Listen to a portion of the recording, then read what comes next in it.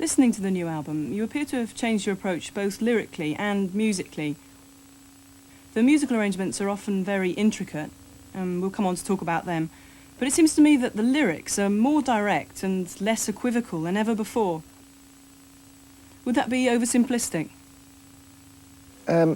Possibly that's just the way it appears to yourself or to somebody else, but I think everything changes. You change as a person, you change in your approach, you listen to different music, it has an influence on you. You maybe can't hear that influence in the music, but your attitude to music changes. I think over the last 4 years or something, I've written much simpler songs, much easier to understand songs, and I've left behind some of the trickier use of words that didn't necessarily always say more. I'll defend some of the stuff that I got criticized for, where I thought a turn of phrase did do its job, but the words are supposed to carry a meaning, and if they just become party tricks, then they don't really serve that purpose.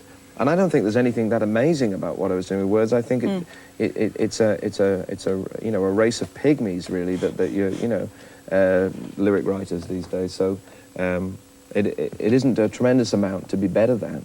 You know, all of these things, the way in which we describe them, make them sound much more important, or as if they're, you know, they're like a bolt of lightning hitting you or something, and they're much more fun. There's a lot more fun to writing. Sometimes a song, you'll be working with the guitar, and the song will appear, and it'll be there before you realize you've been working at it. Sometimes I'll be listening to the radio, and a quite mundane phrase will leap out as if it was beautiful poetry.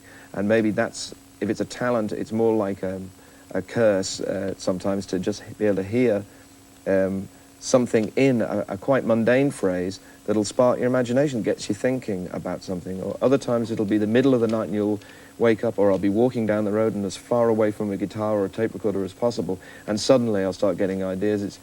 It is a little bit like being possessed, but it's not unpleasant. Is there anything that you could illustrate that with from the new album, for example? A mundane phrase, or... a mundane phrase coming out. Well, it isn't a mundane phrase, it's a beautiful phrase, but I was watching a program about jungle or something, and you know, the way they talk in those things, and they have these beautiful pictures, and they're obliged to have somebody saying something. And this guy said, "And this butterfly appears to drink this turtle's tears." And I thought that was a lovely thing to say. It was a beautiful image. And the butterfly was hovering over this thing, and then it went down and got some bugs off a dead monkey that was lying in the floor of the jungle, and it said, and it feeds on the dead monkey's hand. Now, it doesn't actually eat the monkey's hand. Now, in the song Deep, Dark, Truthful Mirror, I had this catalogue of disaster. This person that won't go home, it doesn't know how to, is obsessed, and it's a very strange, mysterious song that I tried to portray, like a deranged person's mind, or the way your mind can get in yourself. And in the last verse of the song, I had a lot of different images, unconnected, kind of like a series of delusions, and suddenly I found a place for these two things that I'd noted. Now, you know, the original scriptwriter might have thought of them as poetry, and here they've found their way into my song, and now he can come and claim his royalties from me. He goes, "A stripping puppet on a liquid stick gets into it pretty thick. A butterfly drinks a turtle's tears, but how do you know he really needs it? 'Cause a butterfly feeds on a dead monkey's hand. Jesus wept, he felt abandoned. You're spellbound, baby, there's no doubt in that. Did you ever see a stare like a Persian cat? The same eyes, the same lips, the same light from guitar trips. Deep, dark, truthful mirror.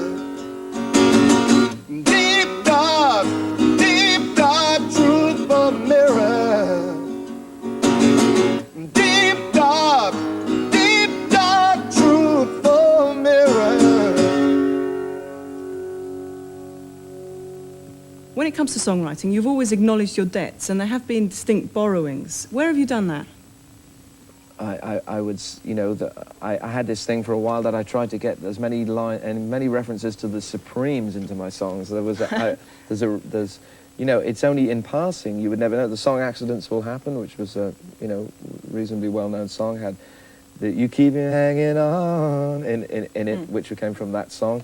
And then on the very next record, I started one of the other songs with "Some Things You Never Get Used to," which is actually the title of one of their songs. Things like that. But then, that's only a starting point for your thought. You then have to develop it another way. You put them in like quotes.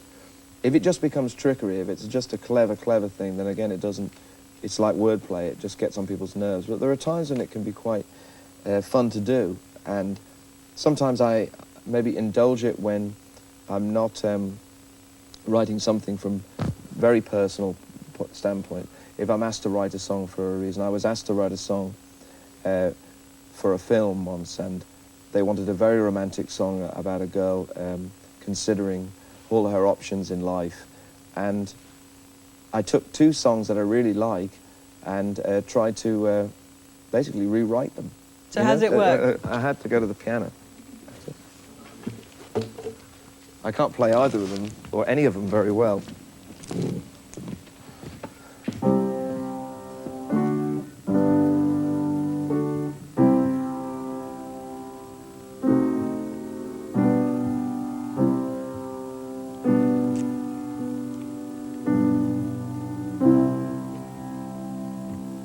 So that song "True Love" by Cole Porter, I don't even know the real changes, but it's something like,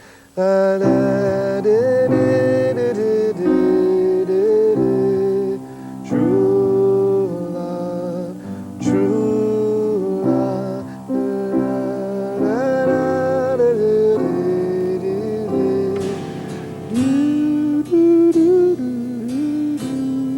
What a lovely sound. It's a special computer-driven piano. So there's that melody there, and then I love that song,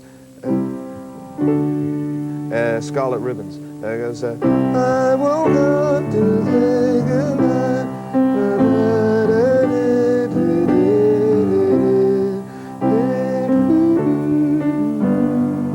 Ribbons, scarlet ribbons, for as you can see, I don't know these songs very well, so I couldn't have been stealing from them that well.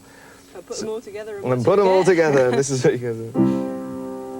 Looking down from all of this on everything I'll ever miss, everything I ever wanted is perfectly matched and beautifully appointed. But like a poor child at Christmas who's tricked and deceived, you can make any promise in the world, not one can be believed. Through the cellophane windows of a warm winter stove, I see the ice on my fingers and a look that I love. But there's one thing for certain, I'll never beg, borrow, or crawl. If you can't give me what I want, I'm having it all. If you can't give me what I want, I'm having it all.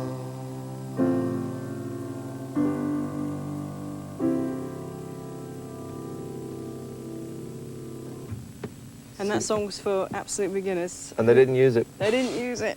Who was going to be singing it? Patsy Kensit, Oh, well. my old schoolmate.